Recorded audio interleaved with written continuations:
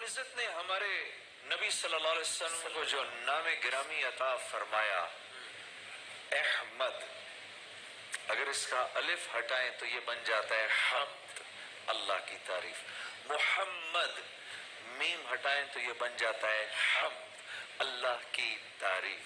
تو نبی کریم صلی اللہ علیہ وسلم دنیا میں اللہ کی تعریف کرنے آئے.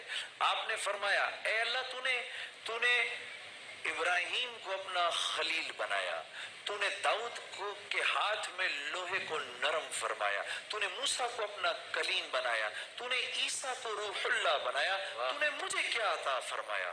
تو اللہ رب العزت کی طرف سے ارشاد ہوا اے میرے حبیب جو آپ کو دیا وہ تو کسی کو نہیں دیا.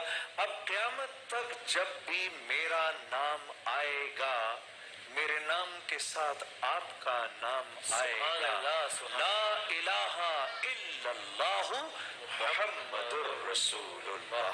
آپ کی برکت سے آج ایسی ایسی باتیں یاد آ رہی ہیں، انشاءاللہ آپ کے بہت کام آئیں گی، بہت کام آئیں گی.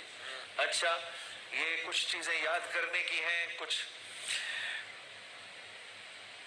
جس کو غصہ بہت آتا ہو، وسیم غصہ آنا فطری بات ہے. جس کو اللہ کے نبی کے ارشاد کے مطابق آپ نے فرمایا جس کو غصہ نہیں آتا وہ تو گدھا ہے.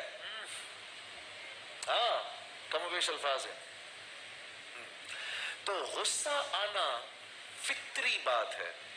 غصے کا اظہار کرنا یہ اس سے بچنا کہ اظہار نہ ہو جائے، یہ بڑے اخلاق کی نشانی ہے. دو چیزیں دوستوں اللہ نے بڑی کم اتاری ہیں دنیا کے اندر. ایک سنسیرٹی جس کو اخلاص کہا جاتا ہے، اخلاص اللہ نے تھوڑی اتاری ہے. جی ہاں. اور ایک اچھے اخلاق یہ اللہ نے تھوڑے اتارے ہیں. ہاں یہ ریئر ہے. اور ان دونوں کو اللہ رب العزت نے ایک دوسرے کا جڑواں بھائی بنا دیا ہے. ہاں ایمان، اخلاص، اخلاق، یہ تینوں جو ہیں ایک دوسرے کے بھائی ہیں. اور اللہ نے فرمایا ہے یہ تینوں تب دوں گا جب ان کو مانگو گے. یہ مانگنے پڑتے ہیں، یہ ڈیولپ ہوتے ہیں تھوڑے تھوڑے، پھر اس کے بعد مانگنے پڑتے ہیں. تو جب غصہ آئے تو یہ سورہ آل عمران کی آیت نمبر 134 ہے، اس کو پڑھ لو. وَالْكَاظِمِينَ الْغَيْظَ وَالْعَافِينَ عَنِ النَّاسِ وَاللَّهُ يُحِبُّ الْمُحْسِنِينَ. وسیم بھائی اگر ہر نماز کے بعد اگر کوئی اس کو پڑھے گا اللہ اپنے فضل سے اس کو غصے پر قابو کرنا سکھا دیں گے. میری جو بہنیں سن رہی ہیں ان کے شوہر جو غصہ کرتے ہیں ان کو یہ بات بتاؤ کہ بھائی آپ یہ دعا پڑھ لیا کریے، یا اگر شوہر کو غصہ آئے آپ اس کے منہ پر یہ دعا پڑھ لیا کریے. اور اگر دو لوگ آپس میں جھگڑ رہے ہوں، عرب کیا کرتے ہیں فوراً درود پڑھ لیتے ہیں ایک دوسرے کے سامنے، تو یہ ختم ہو جائے گا انشاءاللہ. اچھا جو غصے کو قابو کرتا ہے، غصے کی حالت میں ابھی بولنے سے پہلے جو دعا مانگو گے وہ اسی ٹائم پوری ہو جائے گی.